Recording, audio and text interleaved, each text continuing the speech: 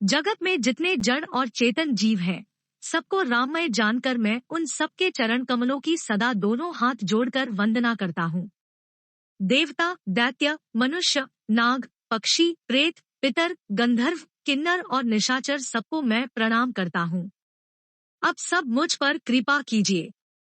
84 लाख योनियों में 4 प्रकार के स्वेदज, अंडज, उद्भिज, जरायुज जीव जल, पृथ्वी और आकाश में रहते हैं। उन सबसे भरे हुए इस सारे जगत को श्री सीताराममय जानकर मैं दोनों हाथ जोड़कर प्रणाम करता हूँ। मुझको अपना दास जानकर कृपा की खान आप सब लोग मिलकर छल छोड़कर कृपा कीजिए। मुझे अपने बुद्धिबल का भरोसा नहीं है, इसीलिए मैं सबसे विनती करता हूँ। मैं श्री रघुनाथ जी के गुणों का वर्णन करना चाहता हूँ, परंतु मेरी बुद्धि छोटी है और श्री राम जी का चरित्र अथाह है। इसके लिए मुझे उपाय का एक भी अंग अर्थात कुछ लेश मात्र भी उपाय नहीं सूझता। मेरे मन और बुद्धि कंगाल है, किंतु मनोरथ राजा है। मेरी बुद्धि तो अत्यंत नीची है और चाह बड़ी ऊंची है। चाह तो अमृत पाने की है, पर जगत में जुड़ती छाछ भी नहीं। सज्जन मेरी ढिठाई को क्षमा करेंगे और मेरे बाल वचनों को मन लगाकर प्रेमपूर्वक सुनेंगे। जैसे बालक जब तोतले वचन बोलता है तो उसके माता पिता उन्हें प्रसन्न मन से सुनते हैं, किंतु क्रूर, कुटिल और बुरे विचार वाले लोग जो दूसरों के दोषों को ही भूषण रूप से धारण किए रहते हैं, अर्थात जिन्हें पराये दोष ही प्यारे लगते हैं, हंसेंगे। रसीली हो या अत्यंत फीकी, अपनी कविता किसे अच्छी नहीं लगती, किंतु जो दूसरे की रचना को सुनकर हर्षित होते हैं, ऐसे उत्तम पुरुष जगत में बहुत नहीं है। हे भाई, जगत में तालाबों और नदियों के समान मनुष्य ही अधिक हैं, जो जल पाकर अपनी ही बाढ़ से बढ़ते हैं, अर्थात अपनी ही उन्नति से प्रसन्न होते हैं। समुद्र सा तो कोई एक बिरला ही सज्जन होता है, जो चंद्रमा को पूर्ण देखकर दूसरों का उत्कर्ष देखकर उमड़ पड़ता है। मेरा भाग्य छोटा है और इच्छा बहुत बड़ी है, परंतु मुझे एक विश्वास है कि इसे सुनकर सज्जन सभी सुख पावेंगे और दुष्ट हंसी उड़ावेंगे, किंतु दुष्टों के हंसने से मेरा हित ही होगा। मधुर कंठ वाली कोयल को कौए तो कठोर ही कहा करते हैं। जैसे बगुले हंस को और मेंढक पपीहे को हंसते हैं, वैसे ही मलिन मन वाले दुष्ट निर्मल वाणी को हंसते हैं। जो न तो कविता के रसिक है और न जिनका श्री रामचंद्र जी के चरणों में प्रेम है, उनके लिए भी यह कविता सुखद हास्यरस का काम देगी। प्रथम तो यह भाषा की रचना है, दूसरे मेरी बुद्धि भोली है, इससे यह हंसने के योग्य ही है। हंसने में उन्हें कोई दोष नहीं। जिन्हें न तो प्रभु के चरणों में प्रेम है और न अच्छी समझ ही है, उनको यह कथा सुनने में फीकी लगेगी। जिनकी श्री हरि भगवान विष्णु और श्री हर भगवान शिव के चरणों में प्रीति है और जिनकी बुद्धि कुतर्क करने वाली नहीं है, जो श्री हरिहर में भेद की या ऊंच नीच की कल्पना नहीं करते, उन्हें श्री रघुनाथ जी की यह कथा मीठी लगेगी। सज्जनगण इस कथा को अपने जी में श्री राम जी की भक्ति से भूषित जानकर सुंदर वाणी से सराहना करते हुए सुनेंगे। मैं न तो कवि हूँ, न वाक्य रचना में ही कुशल हूँ, मैं तो सब कलाओं तथा सब विद्याओं से रहित हूँ। नाना प्रकार के अक्षर, अर्थ और अलंकार, अनेक प्रकार की छंद रचना, भावों और रसों के अपार भेद और कविता के भांति भांति के गुणदोष होते हैं। इनमें से काव्य संबंधी एक भी बात का ज्ञान मुझमें नहीं है। यह मैं कोरे कागज पर लिखकर शब्दपूर्वक सत्य सत्य कहता हूँ। मेरी रचना सब गुणों से रहित है, इसमें बस जगत प्रसिद्ध एक गुण है। उसे विचार कर अच्छी बुद्धि वाले पुरुष जिनके निर्मल ज्ञान है, इसको सुनेंगे। इसमें श्री रघुनाथ जी का उदार नाम है, जो अत्यंत पवित्र है, वेद पुराणों का सार है, कल्याण का भवन है और अमंगलों को हरने वाला है, जिसे पार्वती जी सहित भगवान शिव जी सदा जपा करते हैं। जो अच्छे कवि के द्वारा रची हुई बड़ी अनूठी कविता है, वह भी राम नाम के बिना शोभा नहीं पाती। जैसे चंद्रमा के समान मुख वाली सुंदर स्त्री सब प्रकार से सुसज्जित होने पर भी वस्त्र के बिना शोभा नहीं देती, इसके विपरीत कुकवी की रची हुई सब गुणों से रहित कविता को भी राम के नाम एवं यश से अंकित जानकर बुद्धिमान लोग आदरपूर्वक कहते और सुनते हैं, क्योंकि संजन भौंरे की भांति गुण ही को ग्रहण करने वाले होते हैं। यद्यपि मेरी इस रचना में कविता का एक भी रस नहीं है, तथापि इसमें श्री राम जी का प्रताप प्रकट है। मेरे मन में यही एक भरोसा है, भले संग से भला किसने बड़पन नहीं पाया। धुआं भी अगर के संग से सुगंधित होकर अपने स्वाभाविक कड़ुवेपन को छोड़ देता है। मेरी कविता अवश्य भद्दी है, परंतु इसमें जगत का कल्याण करने वाली रामकथा रूपी उत्तम वस्तु का वर्णन किया गया है।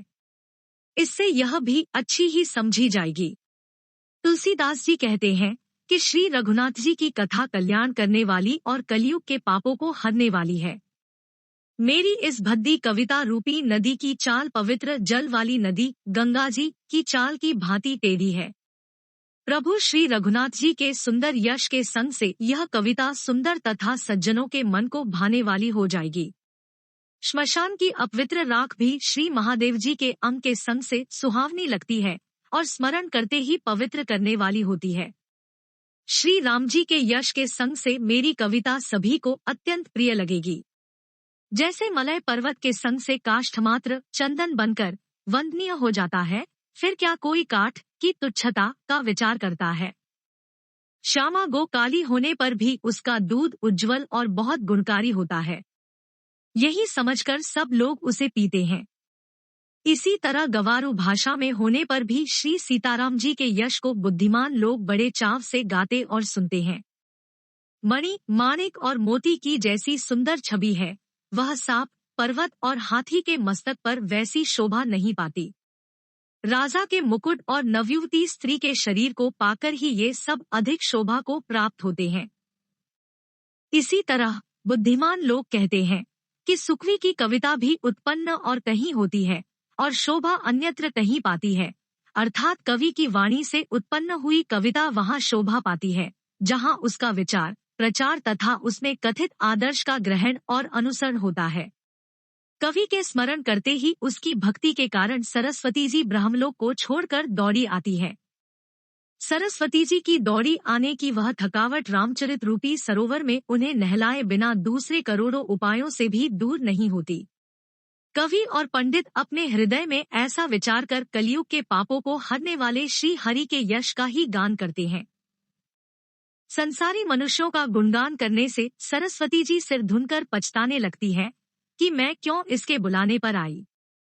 बुद्धिमान लोग हृदय को समुद्र, बुद्धि को सीप और सरस्वती को स्वाति नक्षत्र के समान कहते हैं। इसमें यदि श्रेष्ठ विचार रूपी जल बरसता है तो मुक्ता मणि के समान सुंदर कविता होती है। 5. उन कविता रूपी मुक्तामणियों को युक्ति से बेधकर फिर रामचरित्र रूपी सुंदर तागे में पिरोकर सज्जन लोग अपने निर्मल हृदय में धारण करते हैं, जिससे अत्यंत अनुराग रूपी शोभा होती है। वे आत्यंतिक प्रेम को प्राप्त होते हैं। जो कराल कलयुग में जन्मे हैं, जिनकी करनी कौए के समान है और वेश हंस का सा है, जो वेदमार्ग को छोड़कर कुमार पर चलते हैं, जो कपट की मूर्ति और कलयुग के पापों के भाड़े हैं, जो श्री राम जी के भक्त कहलाकर लोगों को ठगते हैं, जो धन, लोभ, क्रोध और काम के गुलाम हैं, और जो धींगाधींगी करने वाले, धर्मध्वजी, धर्म की झूठी ध्वजा फहराने वाले दंभी और कपट के धंधों का बोझ ढोने वाले हैं, संसार के ऐसे लोगों में सबसे पहले मेरी गिनती है। यदि मैं अपने सब अवगुणों को कहने लगूं तो कथा बहुत बढ़ जाएगी और मैं पार नहीं पाऊंगा। इससे मैंने बहुत कम अवगुणों का वर्णन किया है। बुद्धिमान लोग थोड़े ही में समझ लेंगे। मेरी अनेकों प्रकार की विनती को समझकर कोई भी इस कथा को सुनकर दोष नहीं देगा।